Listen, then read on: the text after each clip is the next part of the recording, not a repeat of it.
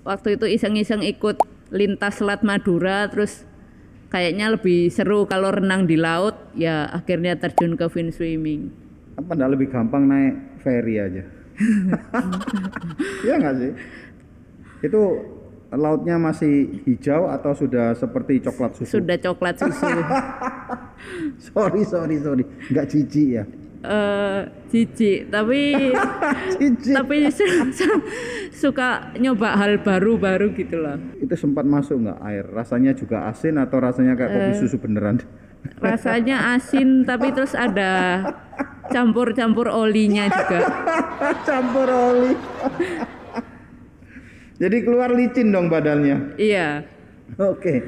Pertama kali Selat Madura, kelas 6 SD masih belum dapat apa-apa, cuman bisa finish saja sudah seneng.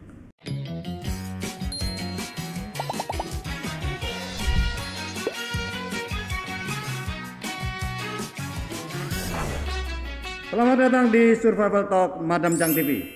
Bagi para viewer yang baru pertama kali ini nonton Survival Talk, jangan lupa ya di subscribe, terus kemudian loncengnya dinyalain supaya semua informasi yang menarik membuat wawasan Anda semakin luas dan semakin berharga hidup ini tidak ketinggalan.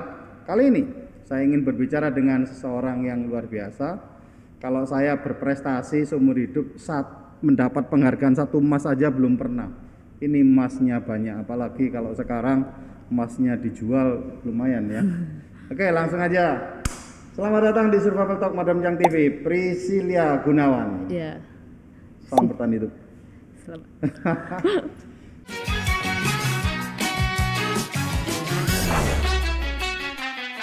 Berapa tahun yang lalu kok bisa nih orang tua kepingin, oh anak saya tak didik aja berenang gitu. Kenapa ya? Cita-cita apa dulu ayah kepingin jadi atlet renang tapi tidak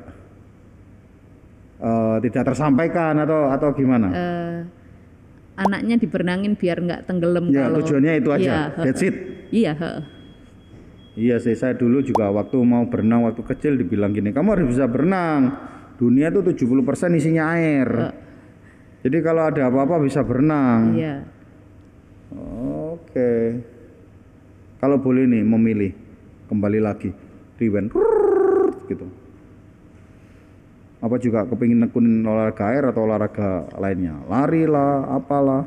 Kalau untuk olahraga, dulu saya sempat pengen badminton, tapi orang tua nggak ngizinin. Karena apa? Ya nggak tahu.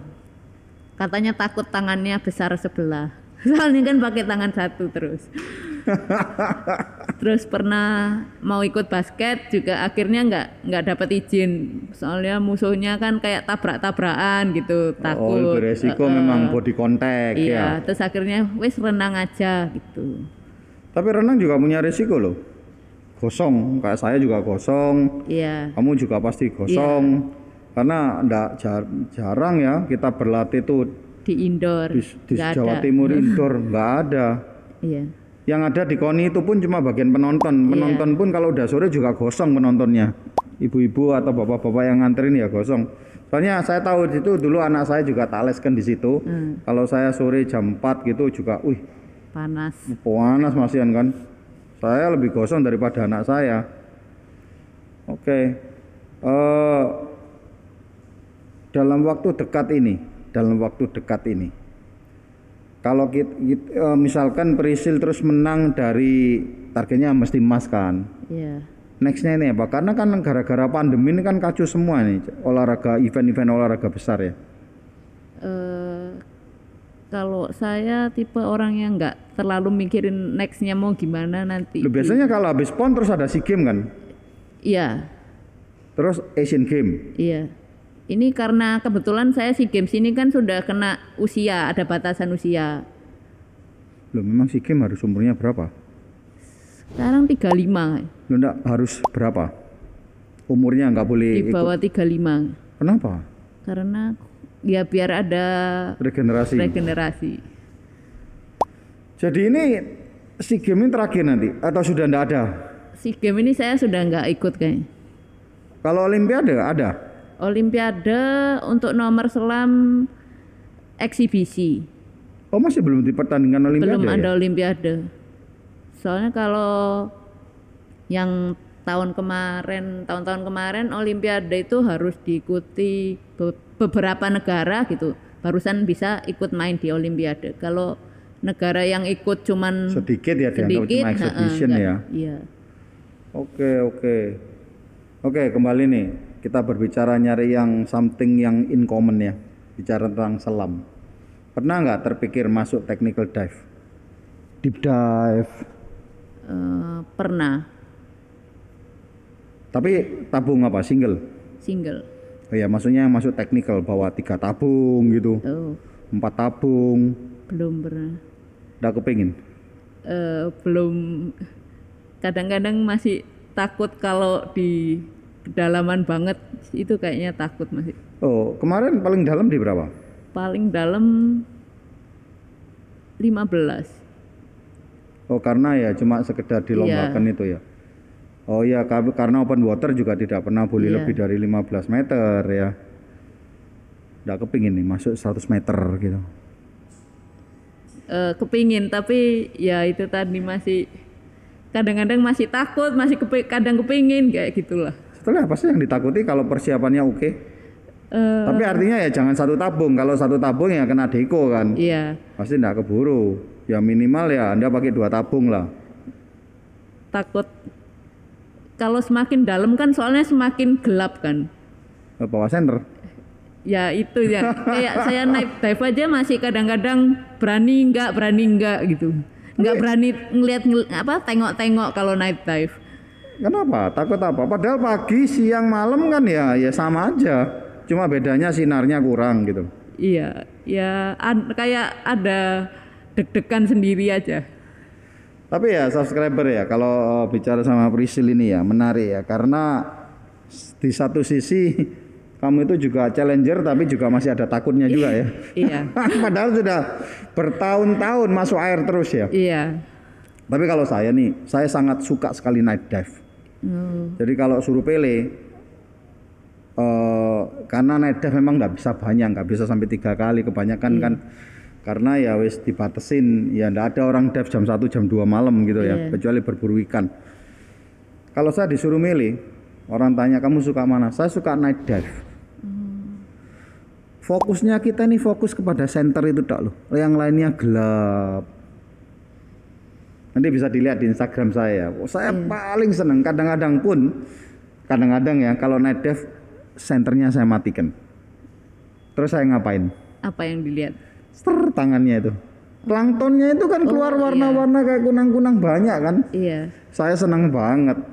Itu bagi saya satu privilege bagi seorang night diver. Yang nggak bisa ditangkap kamera itu ya. Nggak bisa. Ya jadi saya suka mainan. Wih, plankton itu ternyata kalau digituin bisa warna-warna ya. Iya. Kayak katanya kayak ada fosfornya gitu. Yes. Pernah main? Pernah. Wah, enak banget. Dan kemudian kalau bagi saya night dive ini actionnya, dramanya banyak.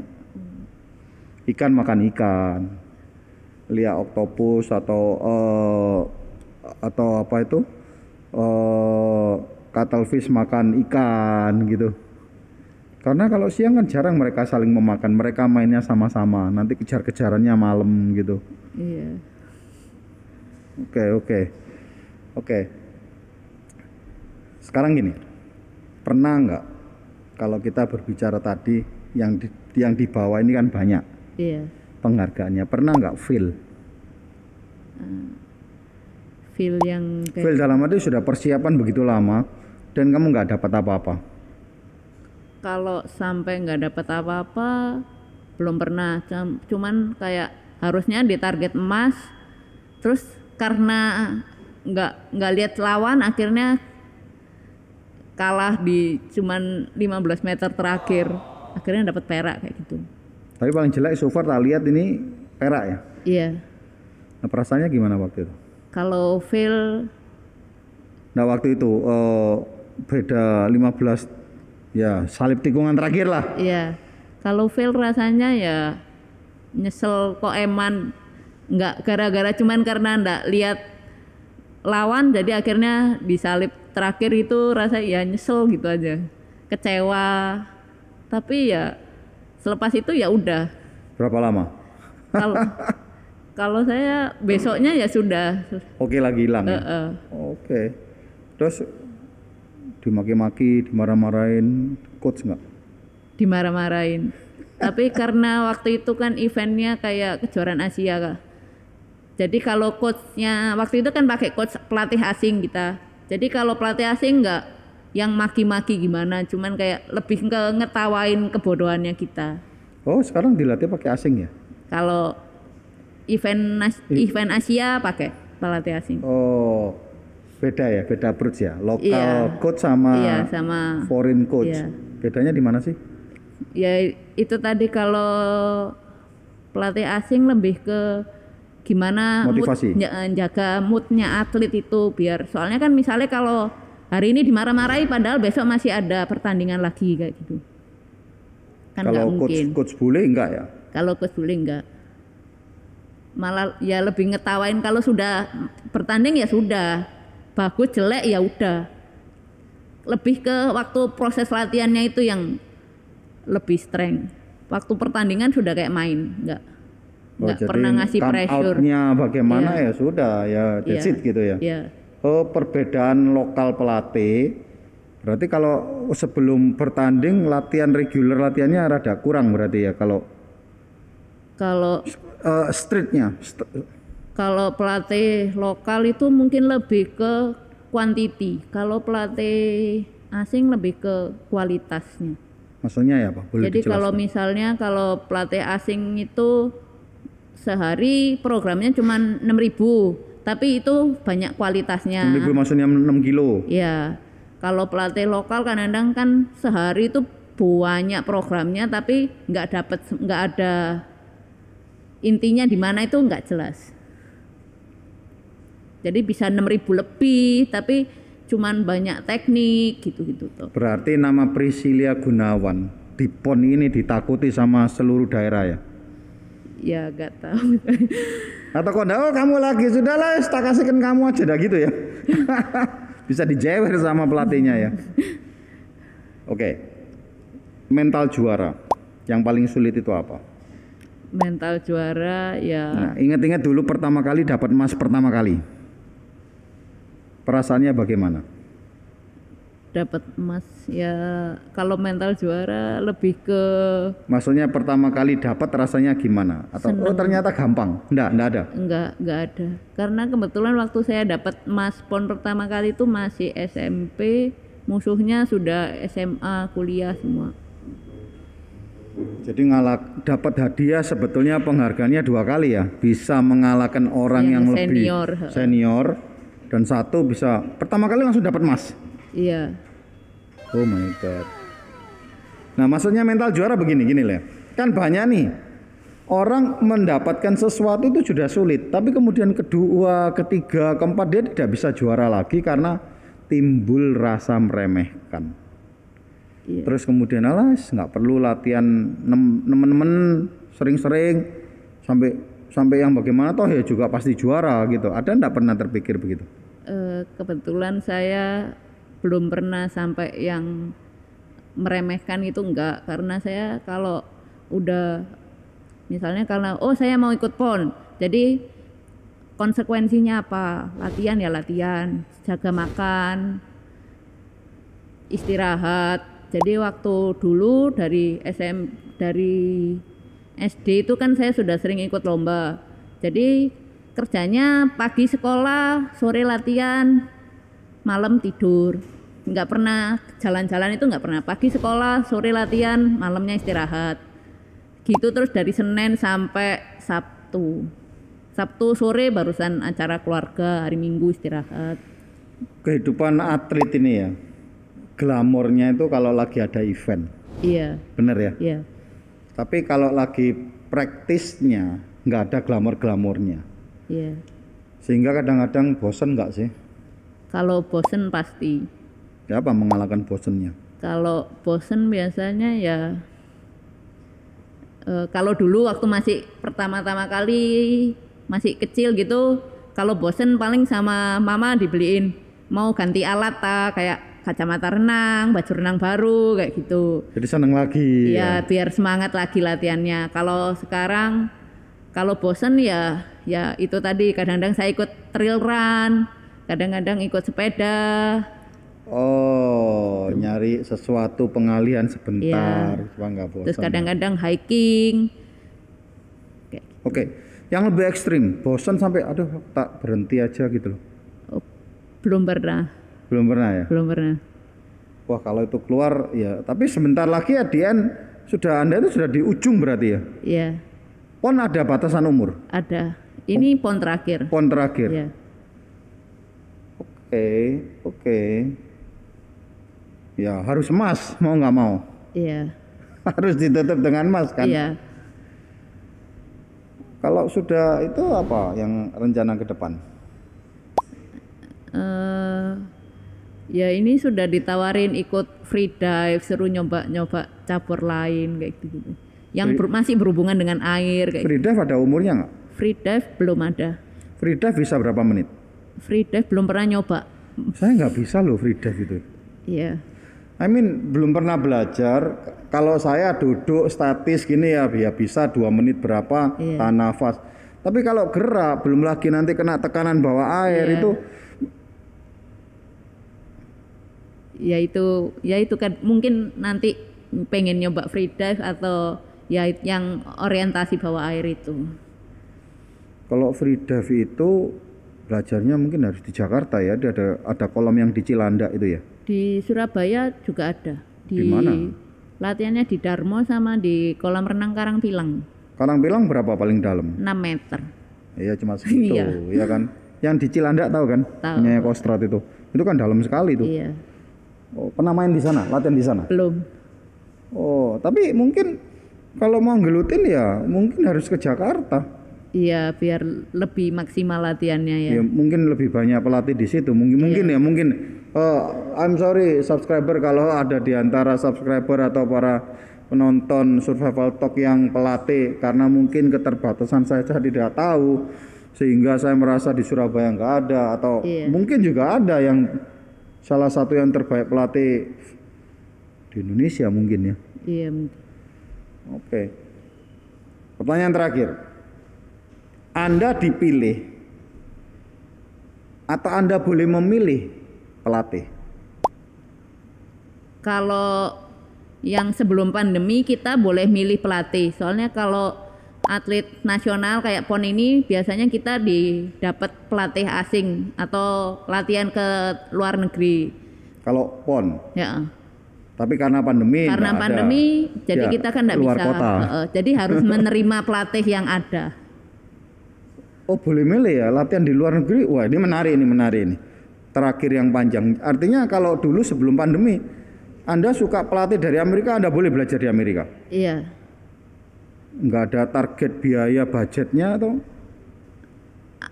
Ada anggarannya. Misalnya kalau di Amerika budgetnya bisa cukup sebulan, atau di Cina bisa cukup 3 bulan kayak gitu. Oke, pernah berlatih di mana aja? Sejauh ini kita latihannya di Cina terus. Why? Karena yang megang rekor dunia untuk monofin di Cina. Oke. Itu dunia ya? Iya. Why China? Badannya kan kecil-kecil. Kalau bule-bule kalau Cina kan lebih besar, bukannya tulangnya lebih kuat, ototnya lebih gede. Cina waktu ada, kalau cewek kebanyakan Cina, kalau yang cowok biasanya di Eropa itu. Jadi akhirnya kita ke Cina kan karena ya mungkin lebih murah, terus transportnya juga lebih murah. Di mana dulu ya latihannya? Kalau di Cina itu kan sistem latihannya mereka itu kan pindah-pindah. Jadi pernah di Wuhan, pernah Guangzhou, pernah kemarin terakhir di Sanming. Berarti Wuhan yang heboh pasar itu tahu Anda? Tahu. Pengalaman yang luar biasa. Kalau China suka mana? Wuhan, Guangzhou. Wuhan kan salah satu kota yang terbesar. Iya. Sama Guangzhou?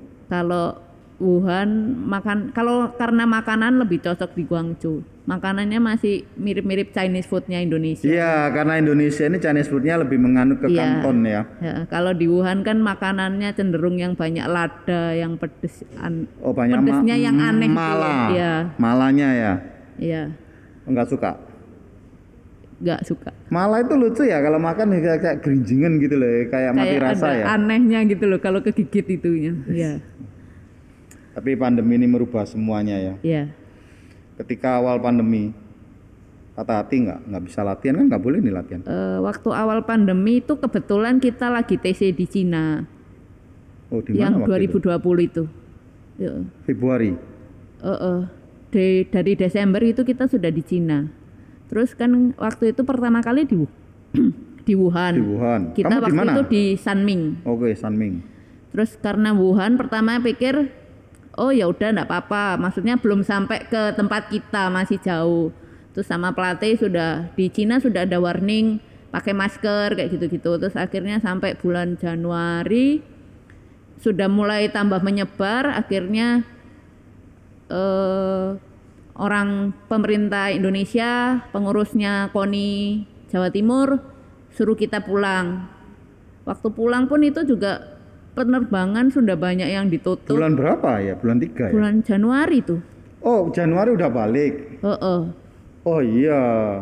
Yang penerbangan masih ditutup semua dari Sanming yang sebelumnya Sanming Guangzhou Indonesia jadi nggak bisa. Jadi Sanming sampai keliling-keliling Cina dulu barusan sampai ke Surabaya.